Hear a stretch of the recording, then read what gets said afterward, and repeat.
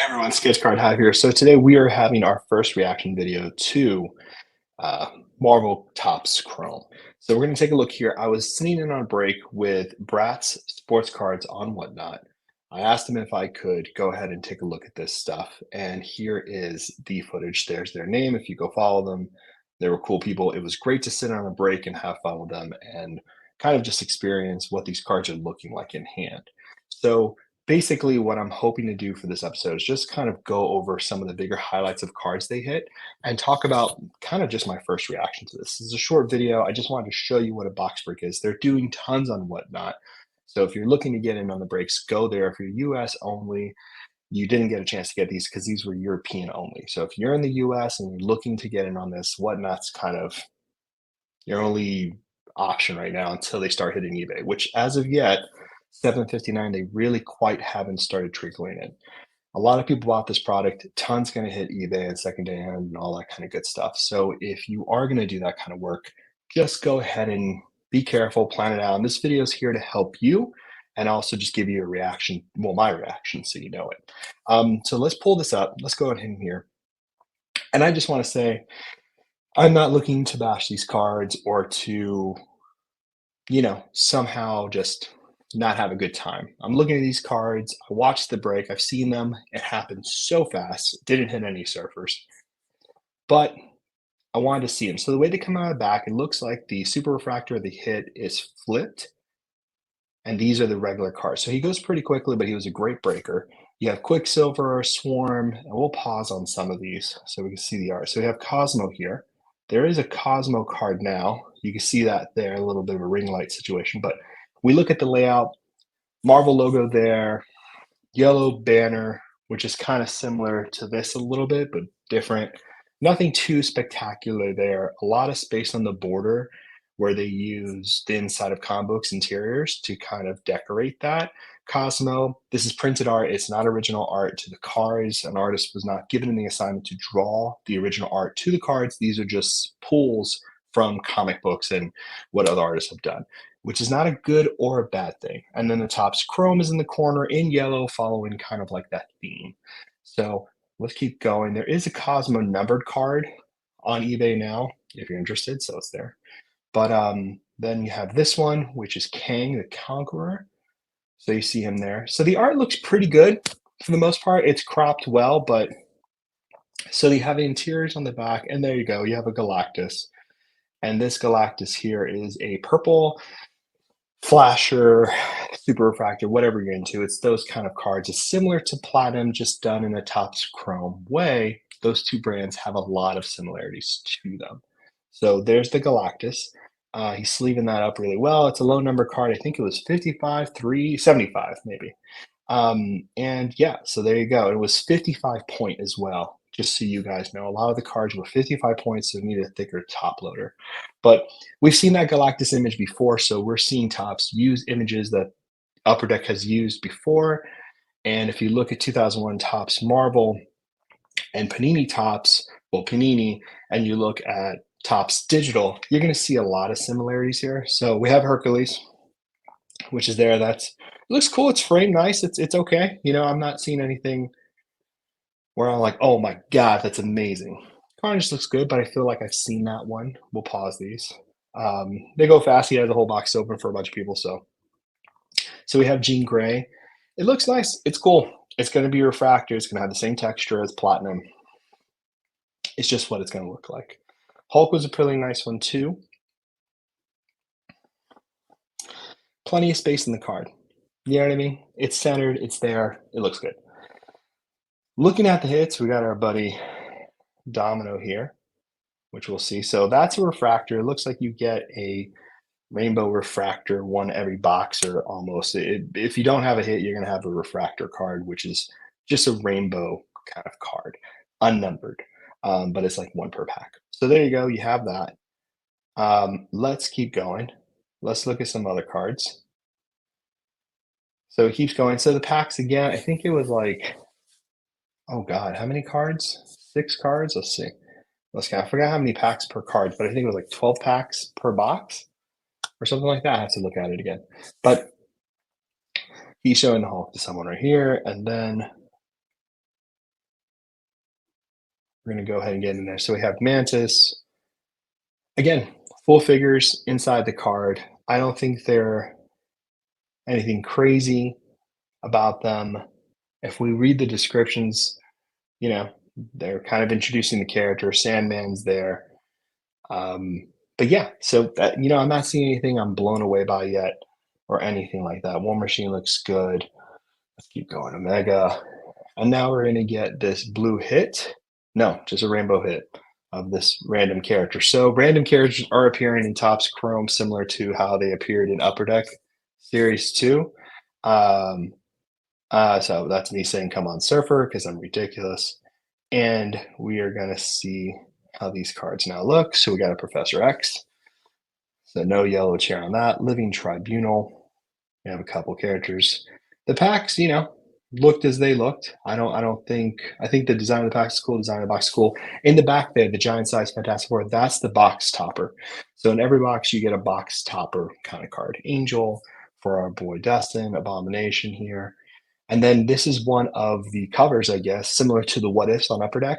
So that's like a Dark Hawk, which looks really cool. Abomination. And then if we keep going, non-numbered was that kind of like What If variant. So that's there. Trying to see what some other hits were. We had Lockjaw, Captain Britain, and then back here, I think we have another rainbow card. No, we had an icons card. So here is an icons card. This was one of the inserts they featured. It says icons in this kind of like 3D font, and then you have your character there. I think he pulled a Human Torch and a Spider-Man. I'm unsure, but they are shorter prints, I believe. So they have some rarity to them, or they might just be following into that kind of parallel situation. Um, Beast card, which is there. Shuri. So we have a couple of really big name characters, and in here he had a pack where some cards were flipped around. He was getting two rainbow refractors here, and one was a red. So one is Luke Cage Web, and that is serialized too. So that's kind of like part of like, you know, people were asking what their opinions were. I was like, it's pretty much what I expected, which it is. I don't think this is anything else. I'm not surprised by anything I'm seeing here.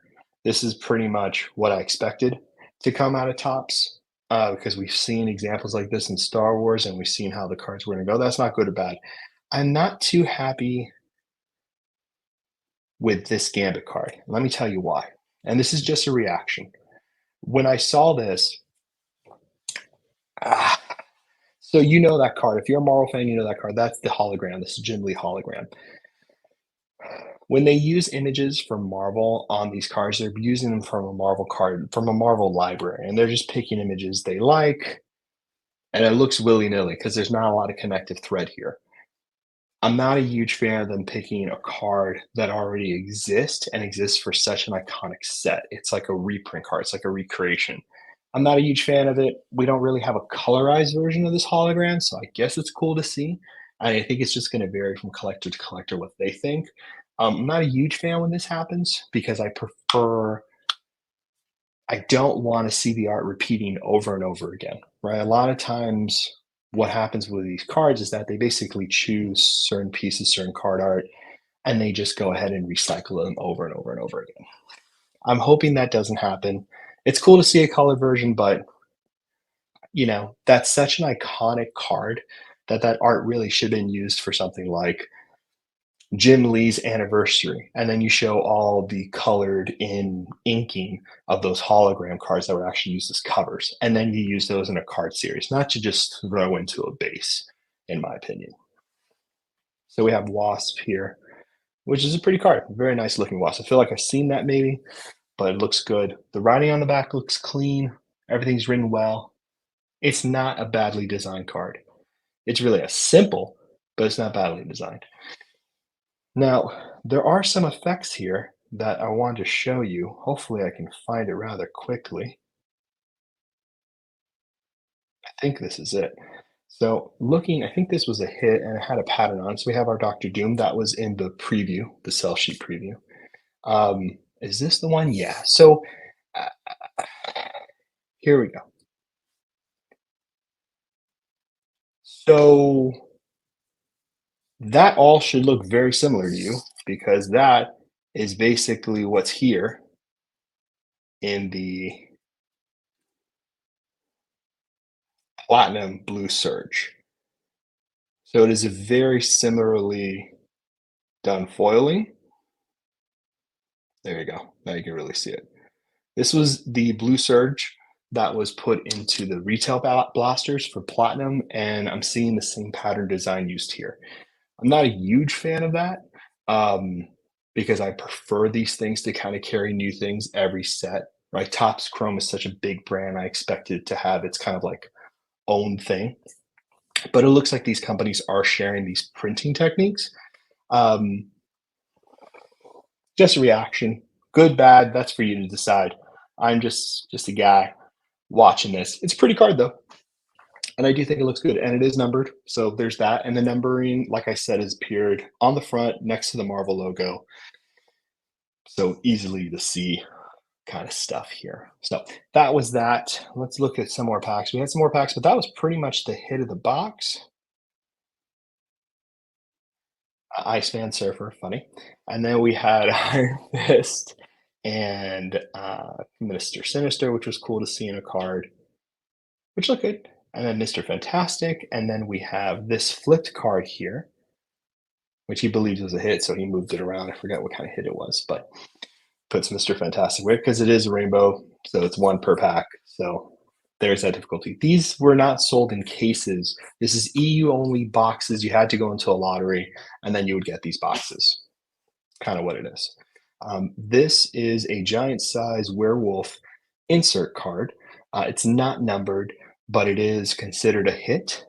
And yeah, so there's that card. So I think that was the highlight of the cards.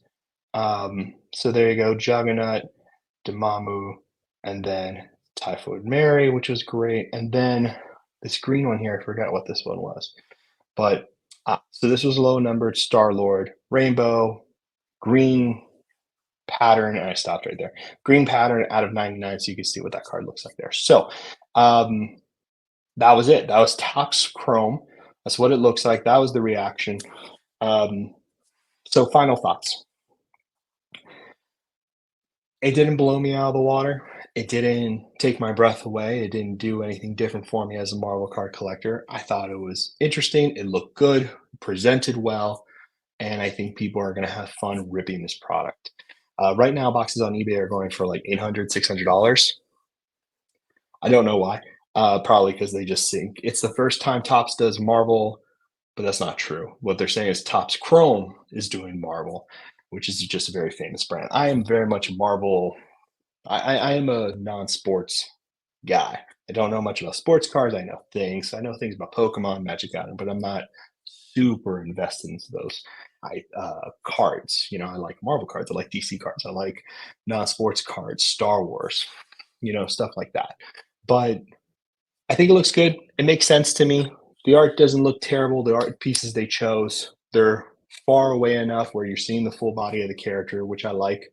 And they probably doing that because some metal cards have been a little too close for close-ups, but you know, looking back, they don't look that terrible. You know, I think when you break up the visual imagery with the wrong cropping, you get into issues. And Topps is doing that too, and Upper Deck has done that. But I think what the takeaway for me is looking at this box opening is kind of realizing that this is the future. Parallels, serial numbers, colors. This is kind of going to be what people are valuing in cards. For me, I value a few different things. You know what I mean? Those are not the things that are the top of my bucket list. It's fun. I'll open a few. I'll have a good time. I'll pick up a surfer here and there just to have one or two in the collection for the character collection. But as for now, this is an interesting step.